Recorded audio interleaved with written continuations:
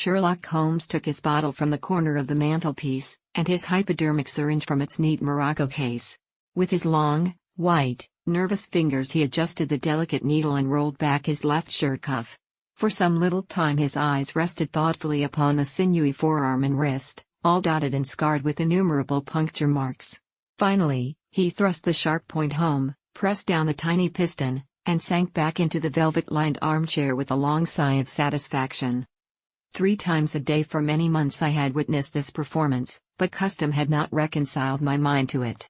On the contrary, from day to day I had become more irritable at the sight, and my conscience swelled nightly within me at the thought that I had lacked the courage to protest.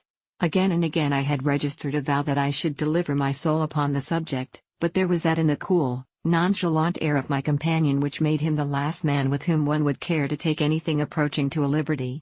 His great powers, his masterly manner, and the experience which I had had of his many extraordinary qualities, all made me diffident and backward in crossing him. Yet upon that afternoon, whether it was the bone which I had taken with my lunch or the additional exasperation produced by the extreme deliberation of his manner, I suddenly felt that I could hold out no longer. "Which is it today?" I asked, "morphine or cocaine?" He raised his eyes languidly from the old black-letter volume which he had opened. "It is cocaine," he said, "a 7% solution. Would you care to try it?" "No, indeed," I answered brusquely. "My constitution has not got over the Afghan campaign yet. I cannot afford to throw any extra strain upon it." He smiled at my vehemence. "Perhaps you are right, Watson," he said. "I suppose that its influence is physically a bad one. I find it, however, so transcendently stimulating and clarifying to the mind that its secondary action is a matter of small moment."